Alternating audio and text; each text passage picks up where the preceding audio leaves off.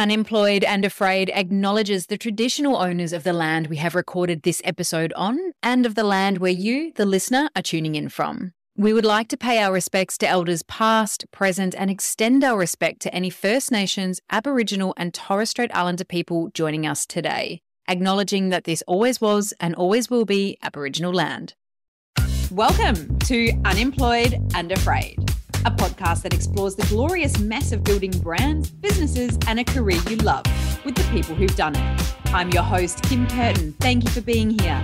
Let's get into today's story of starting over. Hello there, business builder. It's a pleasure to have your ears for a bumper episode of the pod today, one that gave me so much deep food for thought, and I suspect it will for you too. Our guest today is Tara Hurster, founder of the Tara Clinic, and she has created an impactful business that exists to disrupt the way that society views addiction and engages in its treatments. And in our chat today, we talk about how sometimes circumstance pushes you into business for yourself, and you realize it's where you were always meant to be. Why investment into yourself through coaching and self-development is always worth it, and how taking the time to understand the purpose within your business and your purpose within your business unlocks its potential.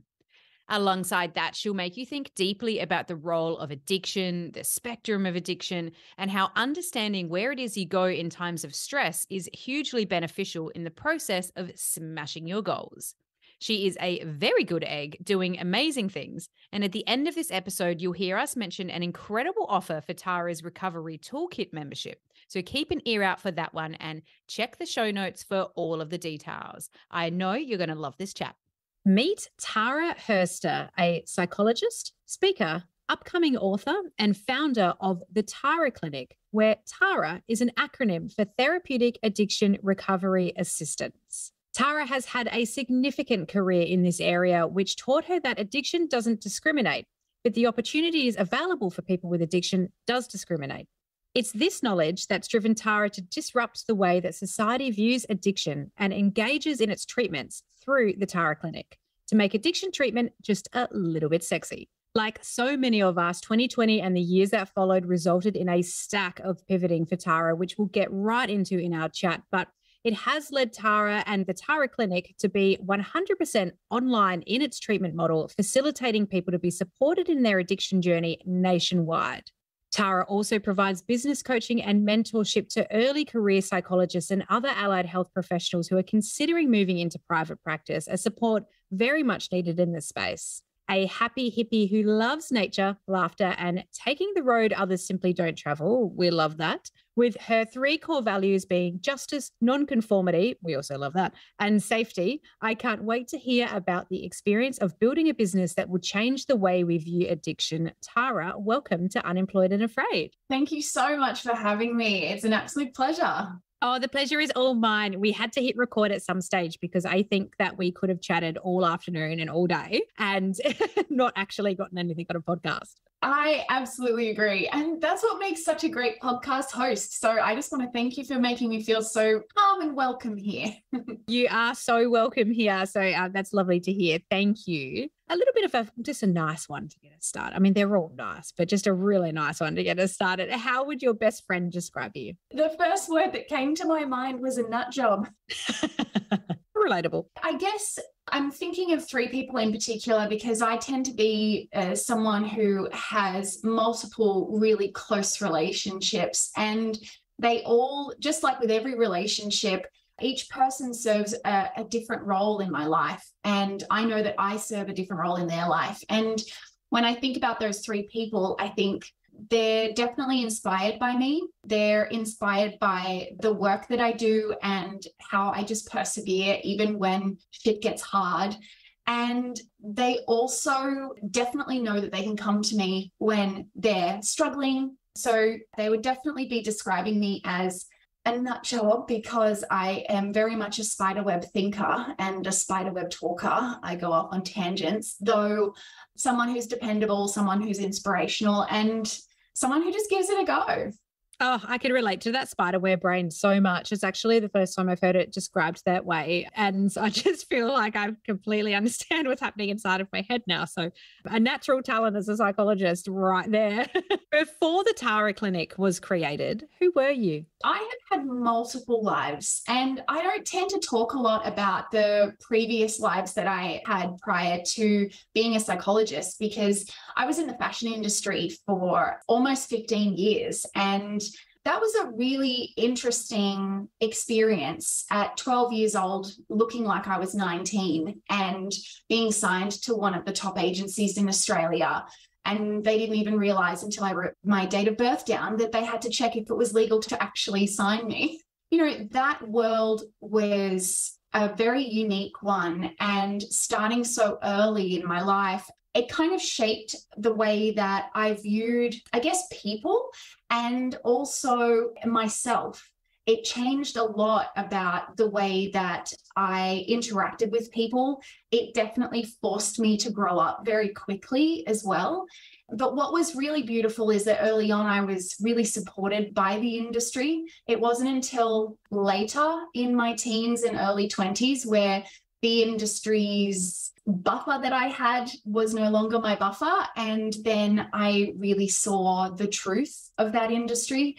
It was an exciting thing to do. I mean, you know, when I set myself a goal, I achieved them and exceed them. And that one happened, and that was that. And now I achieved the goal of getting into psychology. And now I'm in the process of achieving my goal of making the Tara Clinic the gold standard for addiction treatment. Wow, I love that. I didn't see that one coming in terms of a full career in fashion before going down the psychology route. That's very, very cool. Tell me about your studies and the experience of your studies, and tell me about what happened with your career once they were finished up. It's interesting because the way that I thought my world was going to go when I was in high school, because, you know, in high school, you're meant to know exactly what you're going to do for the rest of your life. And that's ridiculous. But at the time, I wanted to be a forensic investigator because I was really lucky to be in the top science class in my school. And we were taken to university for a week and we did all these different workshops and things. And one of the ones that I did was a human anatomy. And there was a cadaver on the table. So a cadaver, for those of you who perhaps don't know what that is, it's a person who has donated their body to science after they've passed on. So the cadaver was all preserved. And I say this lightly, I was like elbow deep in this human's body trying to go, wow, this is amazing. And look at this and wow. And, you know, and the rest of my cohort were in the corner puking. And I thought, well, that's interesting. I have a skill here. There's a talent here to not be grossed out by death or what could be considered gore. And I thought, well, I love puzzles and I have this skill, so why not be a forensic investigator? Well, then CSI came on TV and everyone thought that forensic investigation was the coolest thing ever. And as you mentioned in that wonderful introduction, one of my top values is nonconformity. So the moment that forensic investigation became cool, I was like, nope, I am no longer doing that. I wanted to do it before it was on TV. This is ridiculous. I'm going to work out something else. And what I realized was by that stage, I was in sort of year 11 at high school. And I realized that when I was in year 9, I was talking to this kid who was in year 7. And spoiler alert, when I was in school, I used to smoke because I thought it stunted your growth. And I'm over 6 foot tall. When I was young, I made silly mistakes. But it meant that I had this really interesting bridge between what was considered the naughty kids, because usually the naughty kids were the ones who smoked, and the teachers, because I used to love school and I was talking to the teachers all the time. So there's this one little kid who was in year 7, and he would constantly be on after school detentions and lunchtime detentions and suspensions. And I said to him, like, what are you doing? Why is this such a thing for you? And he was hell-bent on the fact that the teachers hated him. And I started talking to him about, you know, well, what are you doing in the classroom? Because the teachers don't hate me. What are you doing that's different? And we called it playing a trick on or experimenting with the teachers by going into class and doing your work and shutting up and seeing what happens then. And we both thought it was a massive laugh to have the teachers completely confused why he was all of a sudden being good. Then within sort of 6 months of us chatting, he went from suspensions and lunchtime detentions and after school detentions to 1 lunchtime detention a week. And I thought, when I reflected on that a few years later, when I was thinking, all right, what am I going to do? I thought, well, if I can do that without training, imagine what I can do with training. And so I thought, okay, cool. I'm going to be a psychologist who works with young people who are in detention. So basically prison for kids. Yeah. And I thought, all right, well, now I know exactly where I'm going to go. I'm going to do psychology, and that's that. Well, my whole family said to me that there was no way that I could do psychology because I'm too sensitive and I will take it home with me, and that I need to pick something else. And I told them, basically, get fucked. I'm going to do this. And I started to apply. The interesting thing is I really had to fight to get into psychology, mainly because of the way that the HSC is marked and all of that. But once I was in psychology, I realized that not only do I love it as a career, but I love it as a science, because it truly is the science of human behavior.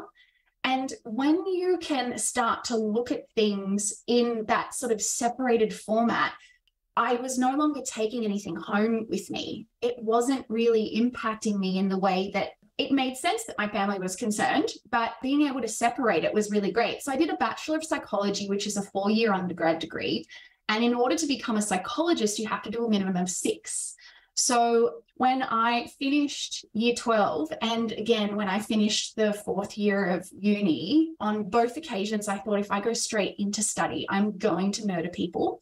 So I figured it's best not to, and I took some time off. After high school, I took 12 months off. After uni, I took 2 years off and did some work experience and got some jobs in other areas around sort of youth work and psychology and those sorts of things.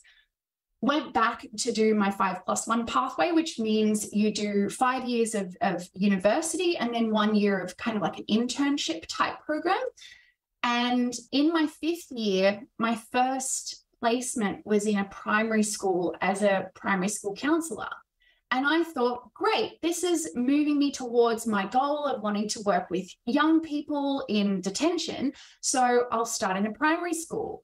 Well, that quickly showed me that while I can totally get along with kids and build rapport in a second, I struggle to use child speak to explain adult concepts. And that is a real skill. And so what it started to show me is, oh, hang on a second. There are areas in psychology that you're going to be good at, and there are areas of psychology that you're not going to be good at or you're not going to enjoy. And it helped me to start to think, okay, well, what else can I start to put my feelers into to try and explore other avenues for my career? When I first had that 2 years off, I sent out an empty CV to psychology places, hospitals that weren't even open, basically saying, look, I'll clean your toilets for free. Can you just let me see what it's like to be a psychologist? Because if I'm going to go and do another few years of study for this, I need to know that I actually want to do it, because it's hard, like really, really hard. And obviously I didn't hear back from anybody, because all I'd done was manage a video store and worked in a restaurant. But what was interesting was when I went back to uni in that 5th year, I randomly received a phone call from a hospital that wasn't even open when I had sent them on paper my empty CV. And they said, oh, we've got your CV here from a little while ago. I'm thinking that was 18 months ago. I'm surprised the piece of paper still exists. And they said, oh, are you still looking for a job? I said, yes. And they've gone, great, can you start on Friday? I said, would you like to interview me? And they've gone, oh, yeah, good idea. Can you come in tomorrow? So in I come the next day, and I basically walk through the door and they said, can you start on Friday? And I said, would you like to see my updated CV? Because I'd obviously done more stuff since then. They flicked through it. Can you start on Friday? Yes, I can. What am I doing?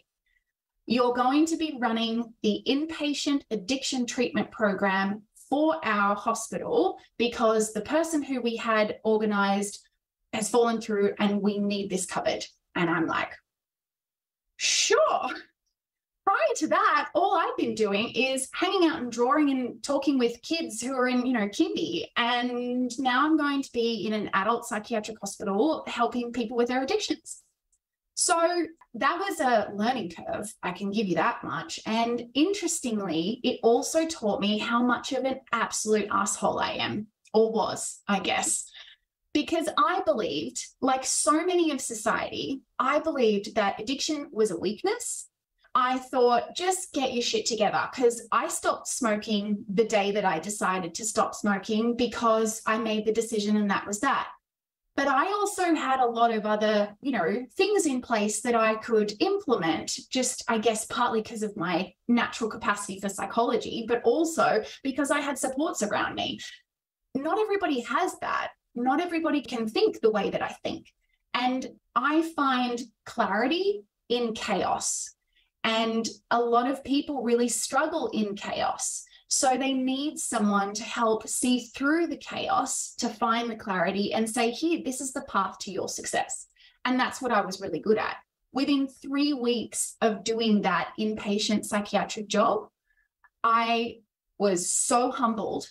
I felt completely grateful that so many people were willing to trust me to support them through their change. And by doing that, they taught me so much about myself, about them, about addiction, about the concept of psychology and treatment.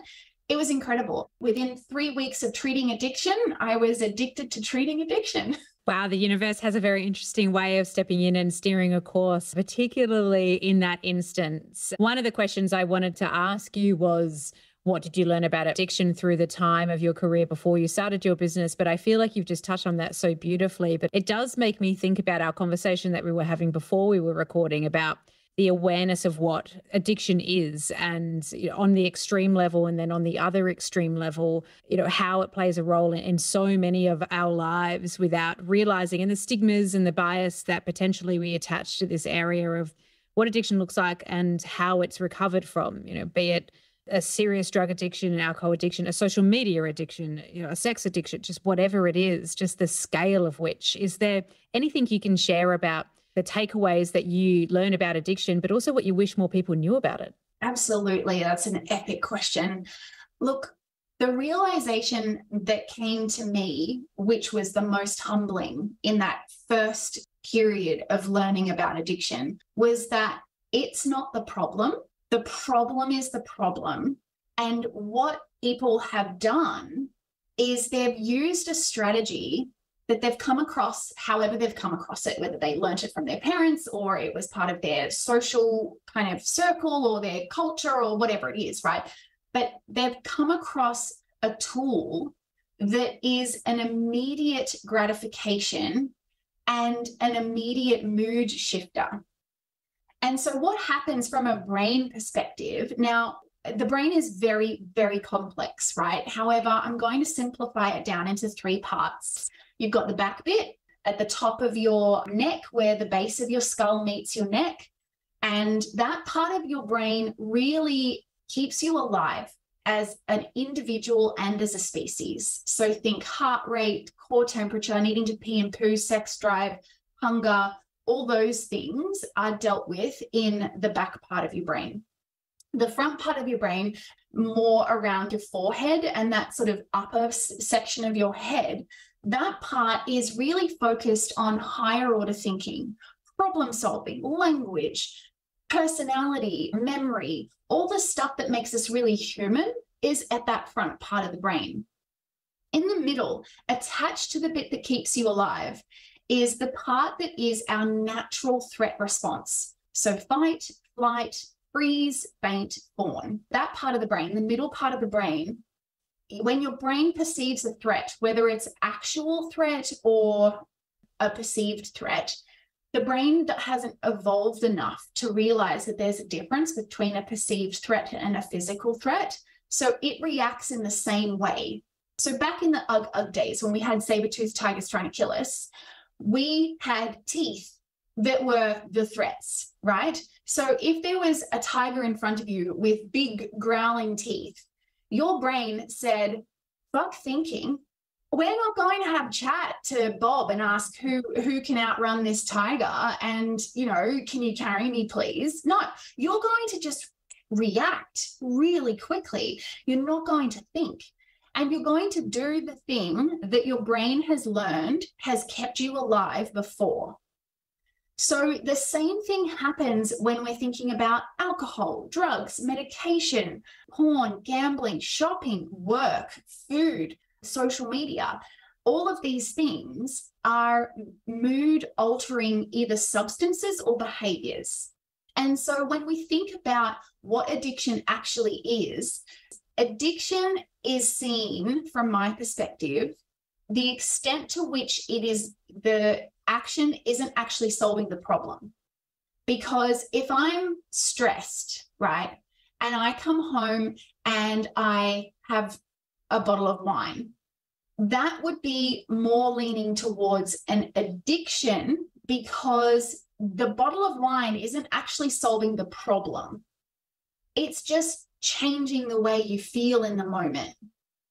So whereas if I'm stressed and I come home and I do some yoga, or I write out my plan for the next day, or I do some problem solving, or I speak to my coach, or I speak to my, for me, my supervisor, or I have a massage, or I go and have a bath, or go for a walk, right?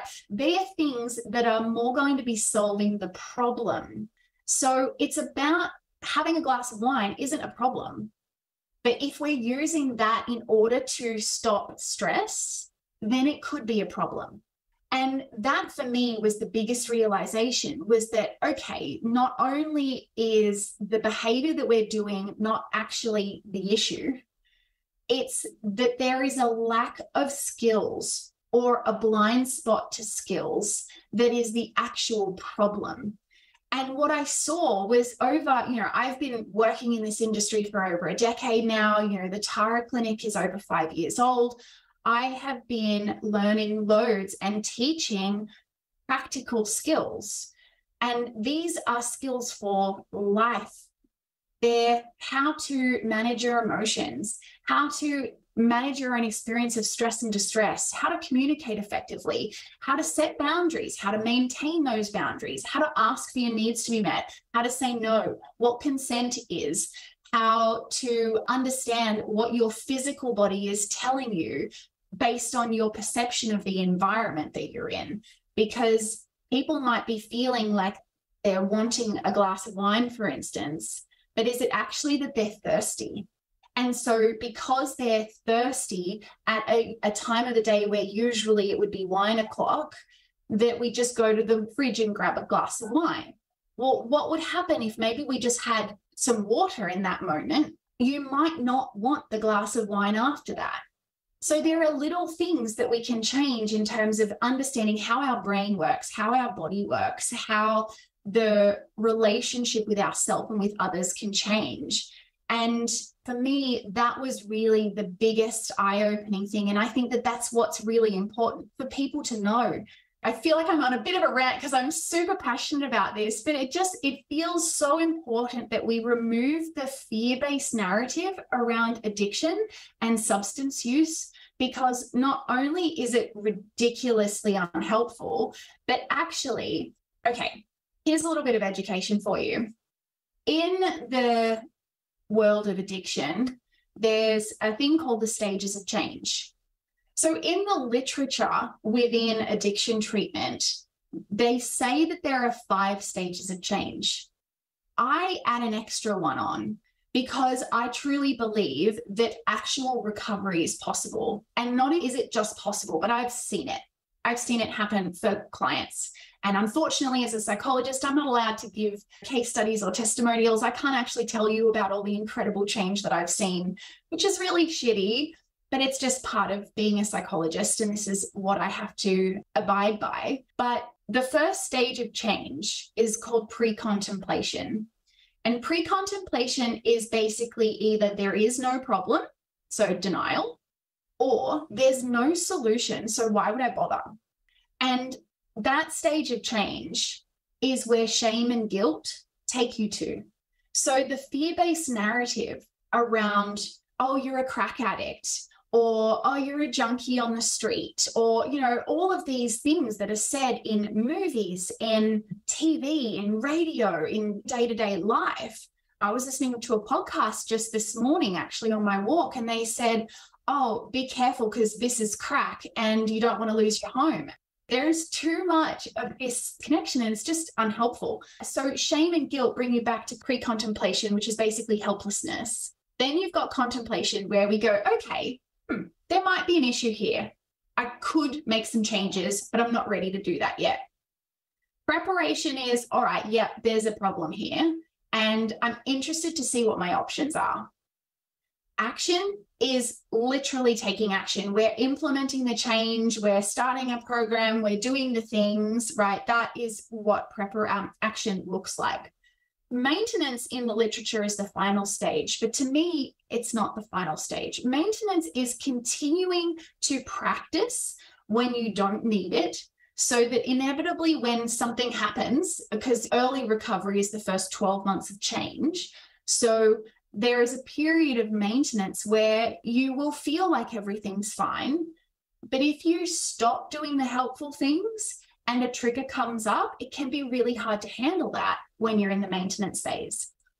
And recovery is that final stage of change where basically you have redefined the nature of your relationship with whatever that behavior was. So I've never sniffed glue. It's not something that I'm into. And I can be around glue sticks, you know, I could fill the room with glue sticks and I would never think to pick it up and sniff it, right? The same thing can be said for any other addiction. It's about how we have redefined the nature of our relationship with that thing that we then regain control. So that for me, I think is important for people to understand that recovery it's not something you get, it's something you do. And that's really important. You need to be active in the process because that stage of change is action. The fourth stage of change is action. Without action, you don't get to maintenance. Without maintenance, you don't get to recovery. It is a linear process. You do need to go through the stages, though it doesn't have to feel as hard or as scary as what the media portrays it. Just such valuable lessons. And I think something that every single person can take on board. If you're a people pleaser like me, get into that recovery stage of letting people down and get comfortable with it. So I think that is just a brilliant piece of advice. So thank you for sharing.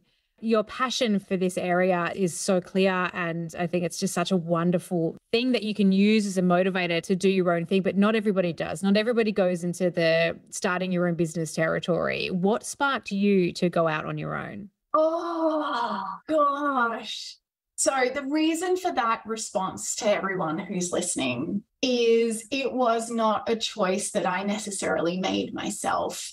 Just as a brief background, I was illegally fired from 4 jobs in 2 years. And I realized that there was no way that I could do another interview and not want to shove my head through a wall. And I thought, okay, well, for the last 4 years, I'd been thinking up how I was going to do what I wanted to do. And what I wanted to do was create a rehabilitation program for people just released from prison. I'd been working for 2.5 years in that industry, in that area, 4 years prior. And I realized that cohort, that population, those people are so resourceful, so resilient, and just simply often aren't given the opportunity to make the best of their life because they're unable to, a lot of the time, get work because they've got a criminal record. They're also often unable to access stable housing. They're often unable to start off fresh because they've got lots of debts for unpaid fines and different things. So they're already starting on the back foot. And they also often come out of prison without any clothes, any food, any supplies because the prison system doesn't actually set you up when you leave. So not only are we coming into the world scared because a lot changes in, I had one client who had done 7 years straight.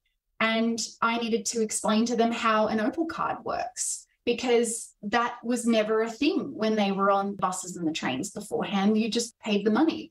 So things like this, I found so much passion for working in that area. And I was working for other organizations, trying to think, how am I going to do this? How am I going to do this? And then I came across Tesla and Elon Musk. And I saw the way that Elon was working to disrupt the way that society viewed electric vehicles by doing low volume, high profit cars first, which was the Roadster, selling it to celebrities and making electric vehicles sexy, really. And then using the profits from that to make the Model S, using the profits from that to make the Model X, and then the Model 3, and now the Model Y, making it more and more easy to have more people gain accessibility to this vehicle, right? I realized, well, hold on a second, I can do the exact same thing with addiction treatment, because addiction doesn't discriminate. Just the options that are available for people really do. And so I thought, okay, I can, as a psychologist, start my own practice myself. I've got a lot of experience in this industry. I have a really good name for myself, and all I need to do is get a really nice referral base, and that will start me off. So the way that I started my business was actually through the NEIS program, so New Enterprise Incentive Scheme. It's a government program where you are able to access 9 months of funding from the government, plus you get 12 months of free mentorship and training and support, plus you also achieve a certificate for a new small business. So in my first year of becoming the Tara Clinic, it was my own ABN. I'm trading as the Tara Clinic, right? Like trying to make it a brand from the very beginning, because I knew it was always going to be bigger than just me. That meant that I was able to gently move into the process of having my own business, learn all the things that I had no idea you needed to know as being a business owner. And then also it helped me to see the importance of having professional guidance on a business front from the very beginning.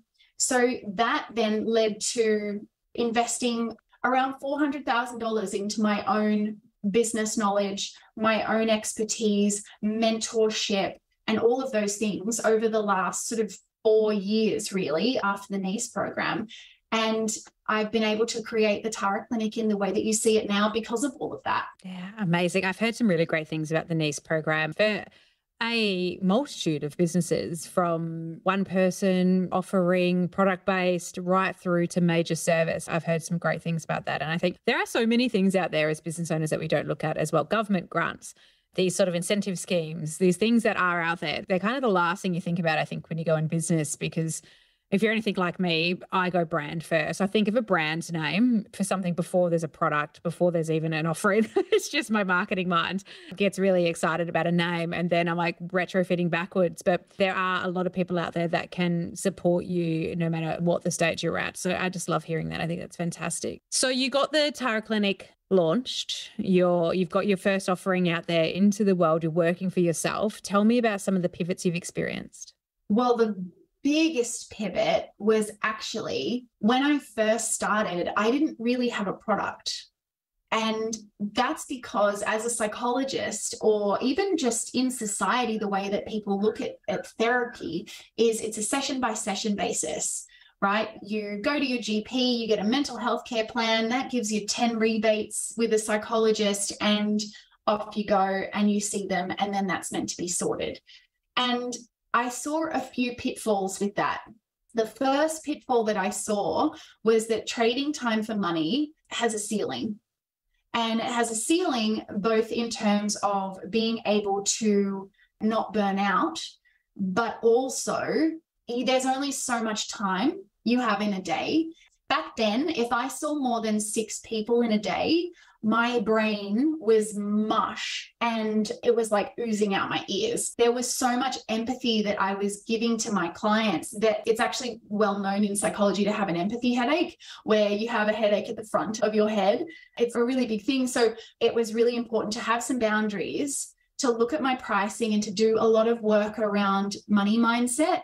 Because again, in the helping profession, the expectation is that everything's meant to be free. Well, I still need to eat. I also need to cover my costs, and I also need to be able to grow, because the Tara Clinic was never just going to be me seeing clients individually. If I have a caseload of 30 people, I can only help 30 people. Well, there's 24 million people or something in Australia, right? No, 30 people is not enough. I am making more of an impact than that. So I realized that, the time for money concept was not going to work for very long, but it was a great start. The second thing that I realized was that I was almost able to predict the tool that the client was going to need based on how long I'd been seeing them from when they started.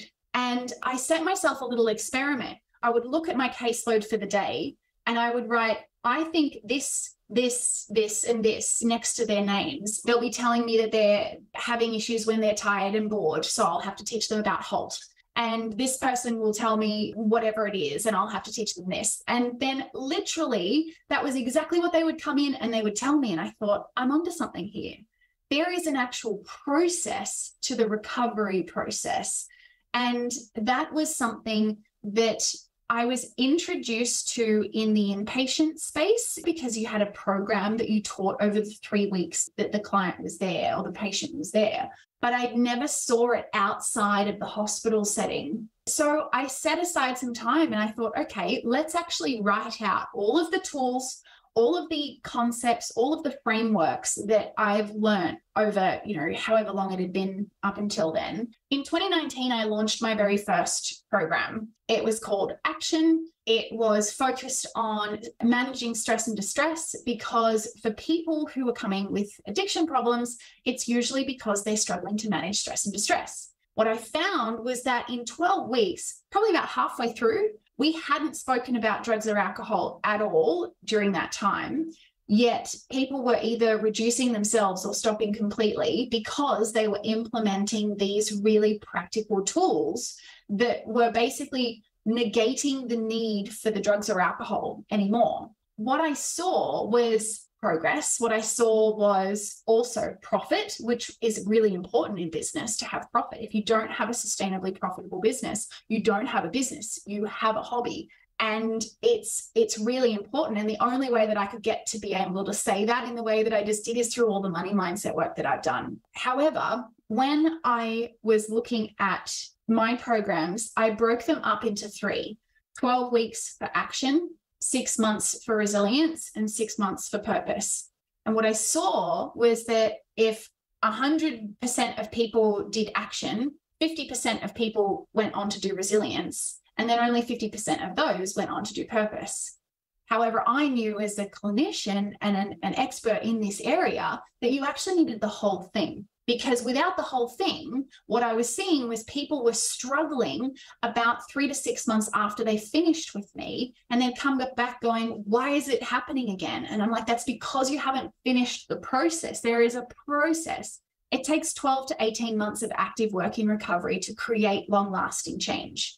And when the way that society, again, talks about addiction treatment as go and see a counselor for 10 sessions and you'll be fine, or go to an inpatient stay for 3 weeks and you'll be fine, it's setting people up for failure, which then adds extra guilt and shame, which then takes you back to the pre-contemplation stage of helplessness. And we come into this cycle of just, ugh, and that's a technical term, right? For me, I realized, okay, in 2020, I'm going to move away from session to session clients. I'm going to solely do programs, and I'm actually going to look at starting Empowered Recovery. And Empowered Recovery was a 15-month program that basically combined action, resilience, and purpose all into one. Well, then came COVID. And what was interesting about that was the people who I was seeing in an individual basis, because I hadn't completely moved everyone to the program yet, we had a 75 to 80% dropout rate. Every time we had a lockdown, my revenue and cash flow completely disappeared. And all of these people were falling back into the unhelpful behavior, because when we're stressed, we're going to do what we've practiced the most. And what these people had practiced the most was drinking, using, acting out, whatever it was, right? However, those who were doing my programs they maintained their connection with the Tara Clinic and continued doing their program throughout all of the COVID period. So it showed me that not only is it valuable for people to get the benefit of a program because they're going to learn all of the skills, and I know that they're going to learn all of the skills, but also it's really valuable in a time of stress to have some boundaries and have something that you can lean against. Because they knew that every week they would access a new online learning lesson. And depending where they were on their program, they were either seeing their clinician weekly, fortnightly, or monthly. So it was something that they had scheduled. They knew that this was there. They knew they had the support. It wasn't something that they had to book in. So it wasn't an extra thing, right? And that made me then think, okay, if we're wanting to take away the thinking, we're wanting to take away, again, the sort of session part, I can then create a membership which allows people to do more of like a self-help sort of thing. And this doesn't really exist in Australia at all. And it felt like blasphemy that people didn't have access to something that was affordable to most, accessible throughout Australia, and available to you at any time of the day. I just felt that that was just so important. So in 2022, I invested a lot in having all of my programs refilmed and put together in a really strong format. And yeah, we launched the new version of the Tara Clinic, being all online, accessible nationwide, towards sort of November of last year. And it's been a great shift since then. Amazing. I love to hear about the different pivots and the way that they happen. They are some big pivots that you've had. There's some big changes along the journey. Have there been moments where you've just thought, oh, I am absolutely terrified here. This could all go really wrong?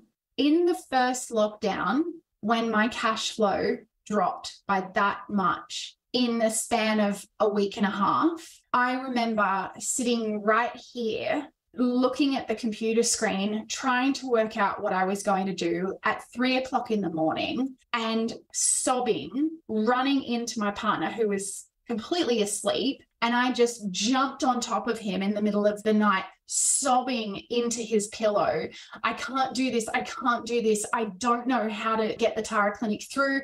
It's too important not to do, but I don't know how to do this. We had those moments probably every 3 to 5 days for a good year and a half. I remember last year when I was in the middle of filming, I also was in the process of completing the rebrand of the Tara Clinic, completing all of the rewriting of the website, as well as completing the accreditation that the organization needed to do as part of being able to follow the rules of being an addiction treatment program in Australia. Now, thank goodness, it's finally regulated. We were in the process of finalising our accreditation. And I also had the Telstra Best of Business Awards asking me to submit more things for that certification or the award. And I remember coming home and just screaming and like sobbing, my whole body sobbed, and my partner literally had to hold me up. And I just said, I can't answer any more questions now. There's just too many people needing my time, too many people needing me to fix things for them, and I can't do it. And I just screamed for an hour and a half and then slept. And then the next day I went back in, I kept filming, I finished the Telstra Best of Business Awards thing, and I answered all the questions, but I needed to be able to have the person there that I could lean on. And I was so grateful that I had that in him. It was just so important. I think that's just so relatable for so many people to have to push so hard. There's these little points in the business journey. I was just talking to my partner about this yesterday because I had a similar breakdown that resulted in a mountain of pasta and terrible TV, and I don't want to talk to anybody. Let me just lay here like a little lump. And I feel much better today. But it's kind of like on the business journey, you seem to go through these intense periods of pushing shit uphill. There's no other way to describe it. you're doing tasks, you're doing actions, you've got a million things that you need to do still that you want to do. And then you sort of start getting the work coming back to you like, okay, I'm putting this energy out. Now people need things from me. Now I need to respond. Now I need to respond. And you're building. And then you'll have these weeks where great things will happen and big progress is being made. And it's the stuff you've been working towards. But the fact that people are now asking you for more things, you miss the moment because you've created such a busy world for yourself to progress. It's just like the journey of business is not quite a roller coaster. It's more like mountain climbing. You kind of climb a mountain for a bit and then you're like, oh, fuck, you got to keep going. It's like the smallest little level to just keep going up, and it just changes. So I think that's hugely relatable when you're pushing and you're growing and you're trying to do as much as you possibly can to grow into the new space.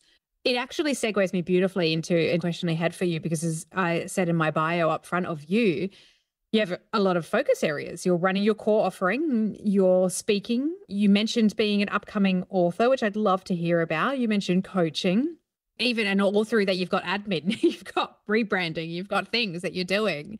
How do you manage your focus and make steps forward in all of these areas in a way that you're satisfied with? Honestly, it's through always having a coach, because the coach helps to untangle my spider web. And when I think about being a spider in a spider web, I'm in the middle and there's 25 bugs. And I'm looking at it going, oh, I can go and get that one. But no, hang on, wait, I can go and get that one. Oh, this one's even closer, but that one's even bigger. Oh my God, where do I go, right? If I go over there, will I miss out on these? And so by having someone there that can go, okay, hold on, where do you actually want to get to? What is the purpose of your business? Is the purpose of your business to, quote unquote, not work for the man? Or, is it that we are wanting financial freedom, or do we want time freedom, or do we want to put out something to the world that's important? Or is it all of those things, right? What is it that you want from being in business? Once you realize what that is, your plan to success is actually focusing on the things that you want to say no to. And when I think about being an author, I've been told since I started the Tara Clinic, you have to write a book. People would buy your book. And I'm like, yeah, great. I don't know what I'd write about. So it took me 5 years in my business to work out what would I actually write about. And I realized that I need to write the first step to help people on their journey to get to the next step. Because so many people are giving you the solution, but you're not even really sure that you have an issue. And I think that what this book is going to help people in leadership, people who are entrepreneurs, the majority of my clients now are either very successful business owners, upper higher management, all those people who have very high incomes, have a lot of pressure, they have a lot of standing in the community, celebrities, athletes, all those people, right? They're the people that usually come to see me. When I think about them, I think, okay, the majority of them didn't even realize that there was an issue until there was some kind of rock bottom. And I feel that it's so important to educate people on what things look like before you hit rock bottom so that you don't have to work as hard to get back. Because when we make the changes early, not only does it take less time, but it's also not as hard because you're not climbing back out of some pit of despair that you've created in your life for however long it's been there. You could just be noticing, oh, I'm working more than what I actually think is helpful for my relationships or my mental health. And I've tried to put boundaries in place, yet I'm not meeting those boundaries. So, okay, well, I can start to implement these tools and strategies rather than having a divorce and, having your kids walk away and whatever it is for that to be, oh shit, I've got to just stop working now, right? We don't have to swing on a pendulum. We can actually find beauty in the balance. And that for me is what the book's about. But the reason that I can focus on that now is because I know that that's what's important. That's the next step. So it's not about doing everything all at once. When I first started, I thought I was going to be 25 years ahead of where I am now. because we over anticipate what we can do in a year and then under anticipate what we can do in 10 years. But just being really realistic on the purpose behind your business. And the purpose behind my business was always to disrupt the way that society views addiction and engages in its treatment. And so in order for me to do that, I needed to get out of one-to-one and go one-to-many, or one-to-all if I can.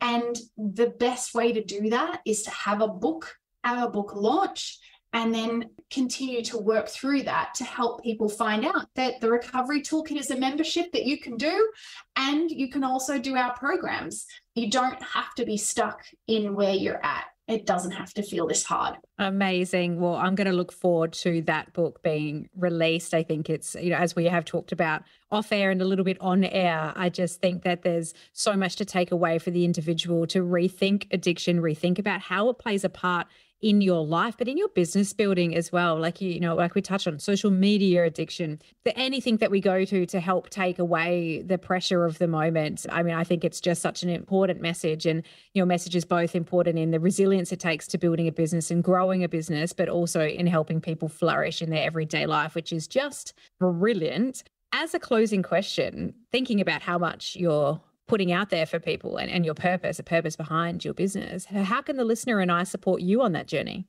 That's a really, really unique question. It's probably the first time that I've had that question. And what I think is really beautiful about it is, you're right, you and this audience can be a big part in this mission. And the mission is really to remove stigma. So one way that you and your audience can actually help me on this journey is to reconsider how we talk about behaviors that might not necessarily be that helpful. So rather than saying, oh, it's wine o'clock or mummy needs a drink, it could be, well, I'm noticing that I'm feeling stressed. And in this moment, I feel like a glass of wine. Is there another option for me right now? Just by simply asking yourself that question. And the more that we start to ask ourselves this question, the more that we can start to have those conversations within our social groups, our family, the more that we can start to share with our little ones that just because we're stressed, it doesn't mean that alcohol is the only way to fix it, or gaming is the only way to fix it, or whatever it is, right? We can start to implement different strategies and tools to, I guess, get the outcome that you're after, but in a more helpful way. So yeah, really looking to explore the way that we speak about addiction. And rather than calling someone an addict or calling yourself an addict, we're simply living with addiction. That's all it is. It's separate to us. I'm not the problem. The problem is the problem. And the problem isn't even addiction. The problem is something under that. That's how I would love the help and support. And I guess really, if you or someone you know is struggling or unsure if you're struggling, there are loads of free resources on our website. And also you can join the Recovery Toolkit, or you can book a call if you'd like to achieve it with us. So there's loads of ways that you can feel supported in this journey. You don't have to do it on your own. It's such an important message. And of course, you and I got the pleasure of having a little chat before we hit record, and you have so kindly offered a 50% off code for the listeners of this podcast as well, to explore your programs, to explore how they can support themselves as well. That code is UANDA, so UANDA 50. And I'll make sure that it's in the show notes as well, so that the listener can click straight from there to your website, to any of your channels, to be part of what you're doing. I know you're going to have a podcast out very soon, which we just can't wait for. So to go check that out and all of the other beautiful things that you're offering. So thank you for offering that to the listener, and thank you for sharing your story so generously today. You're so very welcome. And I just wanted to reiterate that the code is specifically for the Recovery Toolkit membership. As a psychologist, I'm not actually able to provide discounts for interactive programs. However, it's so exciting that I have this opportunity to gift this to you and your listeners for the 50% off for 12 months. Amazing. Thank you for creating it, and thank you for offering that. It has been such a pleasure to chat with you today. Oh, it's been my pleasure. Thank you so much. Thank you for listening to Unemployed and Afraid. The Stories of Starting Over with your host, me, Kim Curtin. If you love it, you can say thanks with a star rating and a review, and of course, join the community on Instagram and LinkedIn. Find us at Unemployed and Afraid. See you there.